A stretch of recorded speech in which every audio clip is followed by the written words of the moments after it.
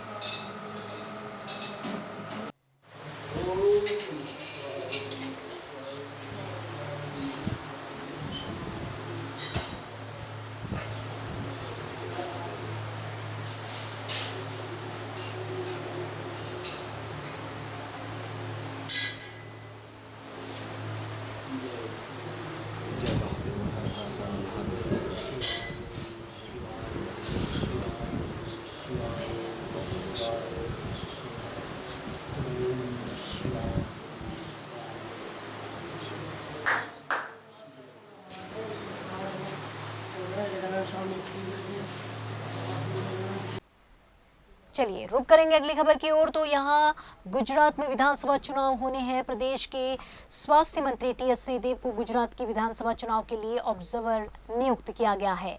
गुजरात की बड़ी जिम्मेदारी मिलने पर उन्होंने ये कहा है कि राजस्थान के सीएम अशोक गहलोत से बात हुई है कि 20 तारीख को गुजरात आएंगे। अहमदाबाद में महत्वपूर्ण बैठक होगी। वहीं स्वास्थ्य मंत्री टीएस सिंहदेव का बयान भी सामने आया। जीएसटी को लेकर पत्र लिखे जाने पर भी उन्होंने ये कहा है कि जीएसटी पेचीदा मामला है, इसका हल इतना जल्दी संभव नहीं है। आने वाले दिनों में इस पर कई चर्चाएं होंगी। अगली बैठक दक्षिण भारत में है। अगस्त के पहले सप्ताह में ये बैठक होनी है।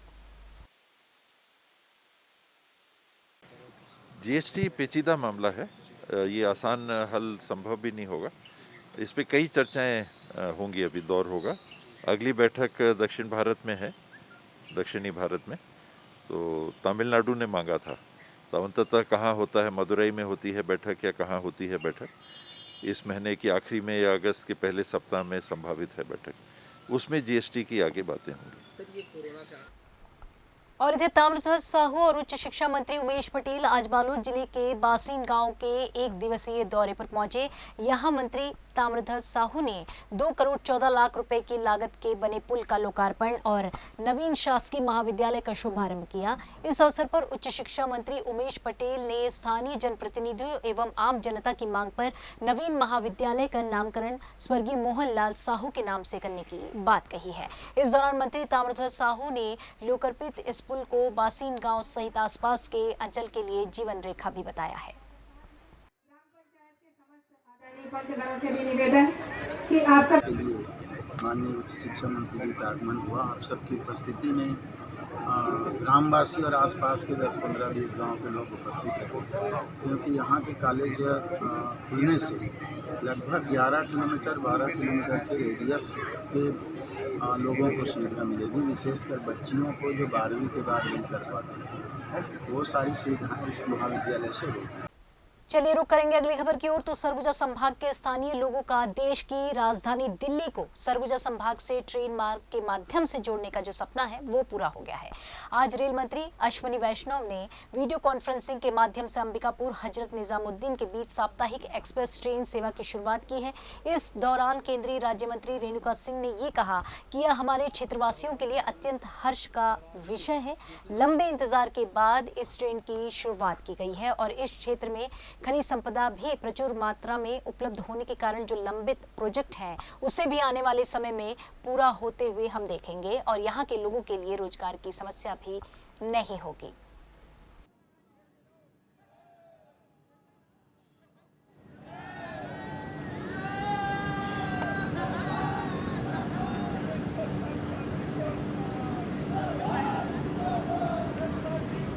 भैया जा रहे हैं ना।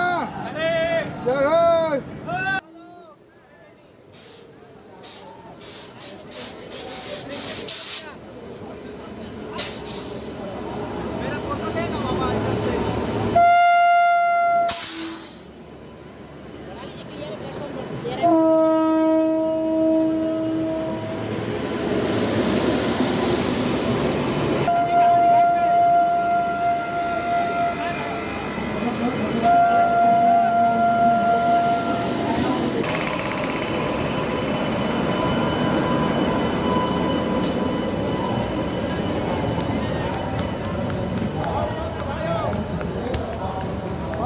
धन्यवाद धन्यवाद धन्यवाद प्रधानमंत्री जी का धन्यवाद।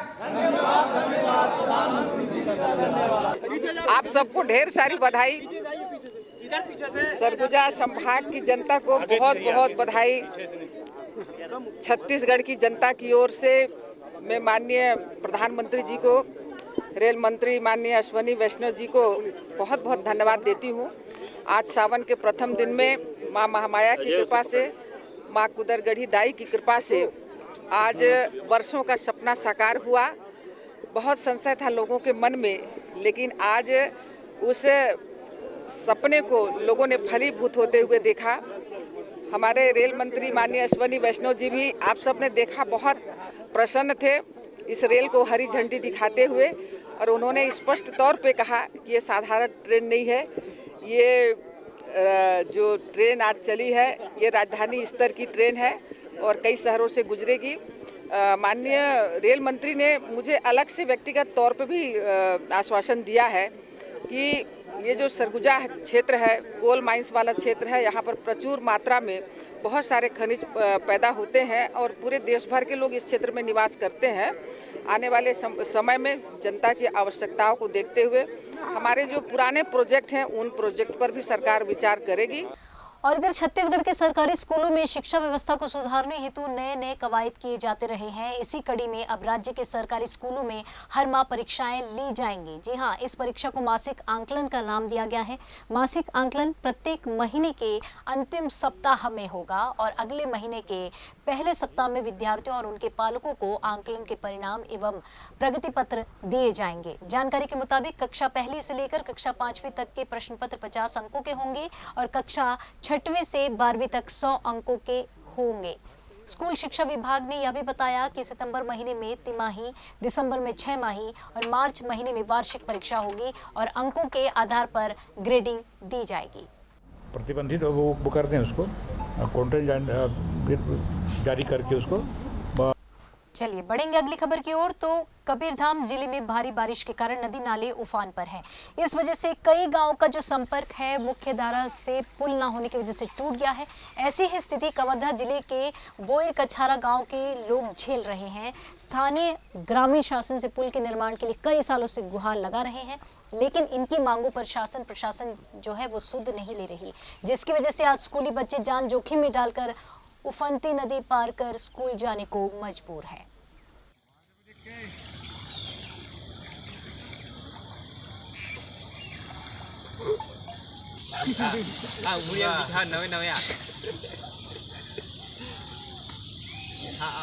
धीरे धीरे खड़े होता धीरे धीरे।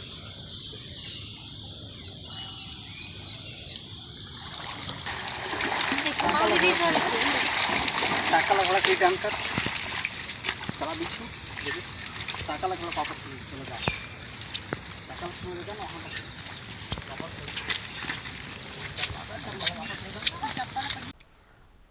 और इधर राजनांदगांव में हुई 1 घंटे की बारिश ने जिला अस्पताल के ड्रेनेज सिस्टम की पोल खोलकर रख दी है। बारिश की वजह से अस्पताल का चप्पा चप्पा जलमग्न हो गया। यहाँ के स्टाफ को पानी बाहर निकालने में खासी मशक्कत करनी पड़ी, वहीं मरीजों के परिजनों को भी तकलीफ झेलनी पड़ी है।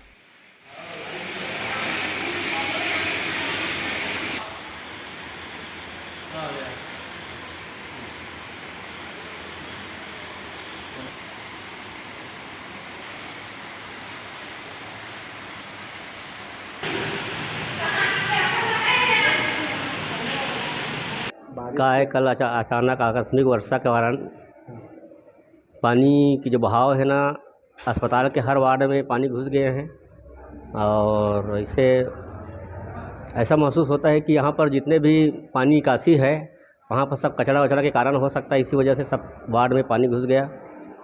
इससे यही महसूस होता है कि वास्तव में यहाँ पर प्रशासन की कहीं न कहीं उनकी कमी का उजागर कर रहे हैं। ये नगर निगम का काम है। नगर निगम का ड्रेनेज सिस्टम खराब है। पूरा जो पाइप बाहर से जो नाली गई है वो ओवरफ्लो होकर के यहाँ आती है, वो सब ब्लॉक है इसलिए। दूसरा ये जो बना हो 2500 साल से इसका लेवल लो है, चारों तरफ सीमेंट रोड बना दिए हो तो ये टापू बन जाता है, पूरा पानी आ करके यहाँ जमा हो जाता है, पानी निकलता नहीं है। तो अब उसका तो तरीका यही है कि मरीजों को भर्ती करना बंद कर देंगे, क्योंकि अभी ये बन नहीं सकता है। मरीजों को दूसरे वार्ड में शिफ्ट कर रहे हैं जहाँ पर पानी नहीं रहेगा, क्योंकि टेम्परेरी तो वही व्यवस्था हो सकती है, या तो इसका फ्लोर की हाइट 1-1.5 फीट ऊपर होगी पूरे अस्पताल की, तभी कुछ हो सकता है। क्योंकि पहले भी ये तालाब था जब ये बना, अब उसके चारों तरफ MCH की बिल्डिंग, पक्की नाली बना दिए हैं, बड़ा नाला बन गया है। तेज पानी आता है, उस नाला से पानी निकल ही नहीं पाता, उसका आउटलेट इतना छोटा है तो पूरा यहाँ भर जाता है। और इधर राजधानी रायपुर के लोधीपारा चौक में अवैध कब्जा हटाने गए निगम और राजस्व अधिकारियों से अतिक्रमणकारियों ने विवाद करते हुए हंगामा कर दिया। वे हटने को तैयार नहीं थे। वहीं इस मामले में निगम के अधिकारियों का कहना है कि इनको हीरपुर अटारी में मकान अलॉट किया जा चुका है, लेकिन ये वहां ताला लगाकर वापस यहीं रहने लगे हैं। तनाव की स्थिति को देखते हुए घटनास्थल में पुलिस बल तैनात किया गया है।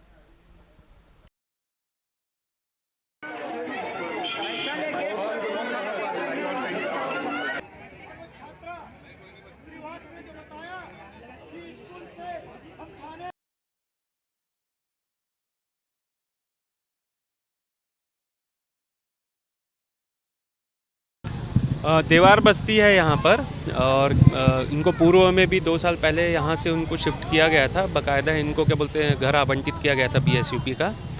वर्तमान में लॉकडाउन के समय ये धीरे धीरे यहाँ पर फिर से आके बस गए हैं। ये वही लोग हैं जिनको यहाँ से शिफ्टिंग किया गया था।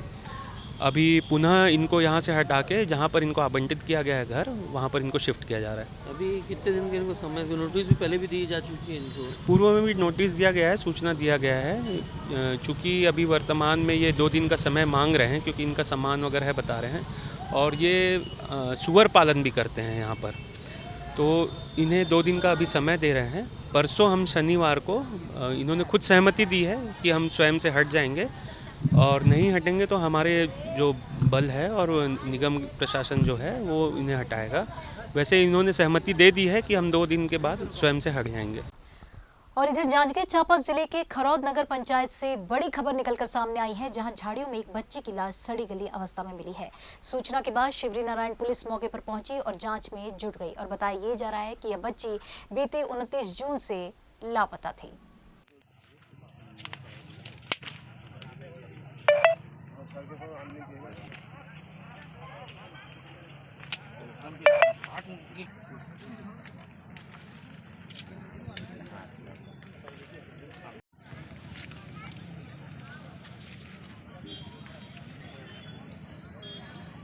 और इधर राजधानी रायपुर के सिविल लाइन पुलिस ने अवैध संबंध के नाम पर आरक्षक को ब्लैकमेल करने वाले 2 आरोपियों को ग्वालियर से गिरफ्तार किया है। इनमें से एक महिला भी है, वहीं एक आरोपी अभी भी फरार है। आरोपियों के द्वारा आरक्षक से 30 लाख रुपए की मांग की जा रही थी। उनकी प्रताड़ना से परेशान होकर आरक्षक ने बीते अगस्त माह में गोली मारकर सुसाइड कर ली थी।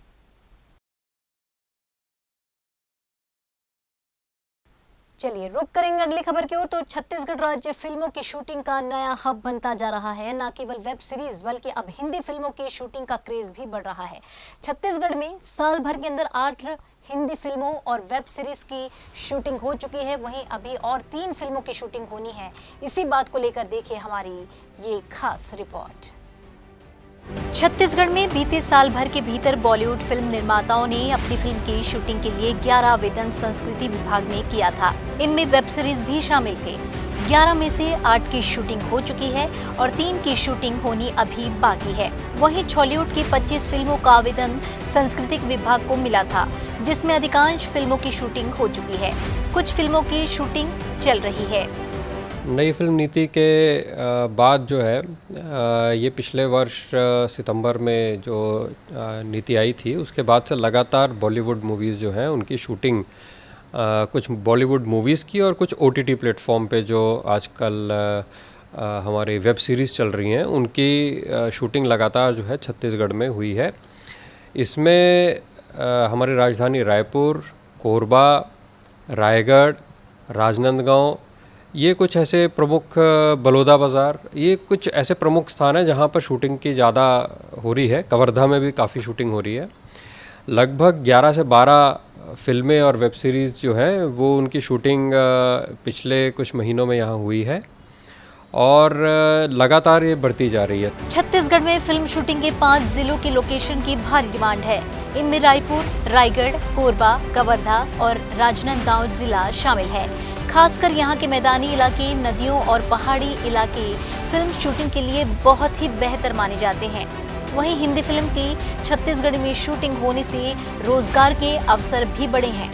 प्रत्येक फिल्म की शूटिंग में करीब 1000 लोगों को रोजगार मिलता है। इनमें छोटे कलाकार, होटल मजदूर, ड्राइवर, वाहन चालक, कैमरामैन समेत तमाम लोगों को काम के अवसर मिलने लगे हैं। नई फिल्म नीति आने के बाद से बॉलीवुड के फिल्म निर्माताओं का छत्तीसगढ़ में झुकाव बढ़ा है। अब तक बॉलीवुड की 8 फिल्मों की शूटिंग हो चुकी है और 3 फिल्मों की शूटिंग होनी है। एक बॉलीवुड फिल्म की शूटिंग छत्तीसगढ़ में अगर होती है तो कम से कम 1000 लोगों को रोजगार मिलता है। छोटे कलाकारों को भी बॉलीवुड की फिल्मों में काम करने का मौका मिल रहा है। अब देखना होगा कि छत्तीसगढ़ सरकार बॉलीवुड के फिल्म निर्माताओं को शूटिंग के लिए यहाँ पे कितनी सुविधाएं और देता है और अगले साल कितने और अधिक संख्या में बॉलीवुड की फिल्मों की शूटिंग होती है। कैमरामैन आलोक यादव के साथ मनोज सिंह, VIP न्यूज, रायपुर। और इधर गुरु पूर्णिमा के अवसर पर जाने माने शिक्षाविद जवाहर सूर्य शेट्टी ने आज की शिक्षा व्यवस्था और उसके नवाचार पर हमारे प्रधान संपादक सुभाष मिश्रा के साथ विस्तार से चर्चा की। देखें हमारी खास पेशकश। नमस्कार दोस्तों, गुरु पूर्णिमा के अवसर पर किसी उपयुक्त व्यक्ति से जो शिक्षा के क्षेत्र में समर्पित हो और लगातार काम कर रहा हो और शिक्षा को लेकर उसकी चिंता हो, ऐसे व्यक्ति से बात करना हमें लगता है कि सबसे सार्थक बातचीत हो सकती थी। हमारे बीच में जवाहर सूर्य शेट्टी साहब हैं जो लगातार शिक्षा के क्षेत्र में काम कर रहे हैं। शिक्षा में क्या नवाचार हो, शिक्षा में किस तरह की तब्दीली हो, नई शिक्षा नीति आई है पर उसको लेकर भी बहुत सारे सवाल हैं। असर की रिपोर्ट आती है और वो कहती है कि बच्चे जो हैं, जो 5वीं पास बच्चे हैं उनमें 2री तक का स्किल है। जो बच्चे पढ़ लिए हैं उसमें से बहुत सारे बच्चे केवल नौकरी करने लायक पड़े हुए हैं। तो लेकर शिक्षा को लेकर बहुत तरह के सवाल हैं और लगातार शिक्षा को लेकर बहुत सारी बातचीत होती है। तो हम चाहेंगे कि जवाहर सर से कि आप बताएं कि आप इसको किस तरह से देखते हैं। पहले तो जितने गुरु हैं सबको आज गुरु पूर्णिमा की बधाइयाँ। होता यह है कि हर गुरु पूर्णिमा में हमको शुभकामनाएं मिलती हैं, हम लेते हैं, खुश हो जाते हैं और फिर साल भर वही ढर्रे पे चलता है जिस हिसाब से सालों से चलता है। तो इस बार गुरु पूर्णिमा में चूंकि ये सब बातें हो रही हैं कि असर की रिपोर्ट आ रही है और साल दर साल हम देखते हैं कि बहुत ज़्यादा इम्प्रूवमेंट नहीं दिख रहा है, तो शिक्षक के तौर पे क्या हमारी जवाबदारी नहीं बनती है, ये एक विचार है जिसकी वजह से हमने इंडियन एजुकेशन रेवोल्यूशन या भारतीय शिक्षा क्रांति की शुरुआत आज से की है, जिसमें 1 लाख शिक्षक भारत भर में शिक्षा की गुणवत्ता और शिक्षा को किस तरह से प्रायोगिक और मज़ेदार बनाएं ताकि बच्चे उसको बेहतर तरीके से ग्रहण कर सकें। इस पे काम करना आज से शुरू करेंगे जी। तो क्या करेंगे वो लोग, किस तरह से काम करेंगे, किस तरह से चीज़ें होगी? एक उदाहरण के तौर पे कि जैसे जैक एंड जिल हम बच्चों को पढ़ा देते हैं जी, लेकिन उसके पीछे का क्या राज है कि हम बच्चों को वो पढ़ाते हैं, क्योंकि भारतीय परिवेश में न जैक रहता है न जिल रहता है जी। तो हमने ब्रिटिश शिक्षा व्यवस्था को सीधा ले लिया और उसको अपने बच्चों पे प्रयोग कर दिया। इस वजह से ये हो रहा है। तो मेरा कहना है कि क्या भारतीयता हमारी शिक्षा में ला सकते हैं। दूसरा, इस शिक्षा व्यवस्था को किस तरह से प्रायोगिक बनाए ताकि बच्चे और जो उच्च शिक्षा में लोग हैं वो युवा उनको और बेहतर रोजगार के लायक या प्रौद्योगिकी के लायक बनाएं। और तीसरा ये कि उस शिक्षा को रटने के अलावा किस तरह से मज़ेदार बनाएं ताकि खेलते खेलते बच्चे सीख सकें। खेल में शिक्षा की आप बात कर रहे हैं, मुझे लगता है कि मैं अभी पिछले दिनों अजीम प्रेमजी फाउंडेशन के साथ मैंने काफ़ी काम किया थिएटर को लेकर, तो मुझे लगा कि उनकी वो जो शिक्षा में काम कर रहे हैं और उन्होंने एक मॉडल स्कूल धमतरी में बनाया है, वो कुछ इस तरह की चीज़ें डाल रहे हैं कि बच्चे कल्चर से भी जुड़े, आर्ट से भी जुड़े, खेलें भी और उनमें एक सर्वांगीण विकास हो। वो उस मॉडल को आप किस तरह से देखते हैं?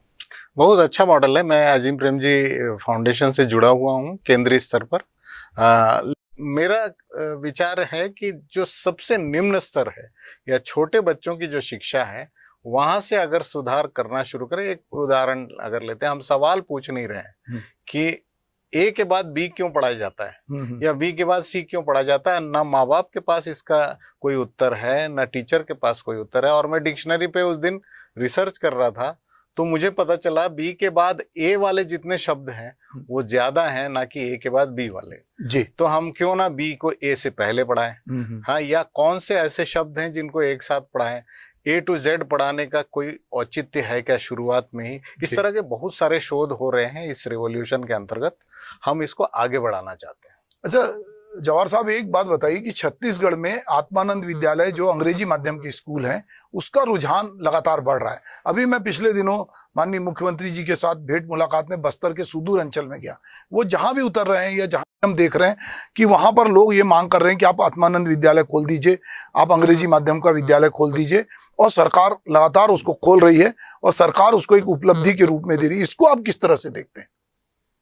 देखिए, आत्मानंद एक बहुत ही बेहतरीन प्रयोग है, यानी करना चाहिए, क्योंकि जो बच्चे गरीब हैं या सुदूर अंचल में हैं, उन बच्चों को क्यों ना अंग्रेजी माध्यम में पढ़ाया जाए, ये सोच में कोई खोट नहीं। जी, इसमें सिर्फ यही है कि हम शिक्षा प्रणाली को किस तरह से अलग करते हैं, जिससे ठप हुई राज्य की शिक्षा व्यवस्था है उसमें सुधार कैसे आएगा, ये एक सोचने वाली बात है। दूसरा है कि प्राइवेट स्कूल जो हैं वो करीब करीब इस तरह की स्थिति में है कि वो जो फीस लेते हैं उसका कोई समझ ही नहीं है कि क्यों लेते हैं ये इतनी फीस।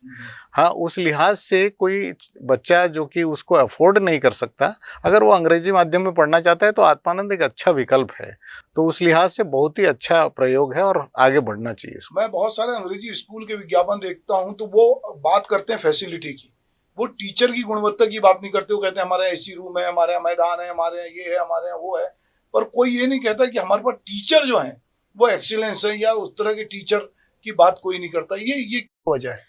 इसकी वजह है अभिभावक। जी, जब अभिभावक एडमिशन के लिए आता है तो कभी भी टीचर के बारे में सवाल नहीं पूछता। वो पूछता है आपके यहाँ लिफ्ट है क्या, आपके क्लास में एसी है क्या, हर क्लासरूम में टॉयलेट है क्या।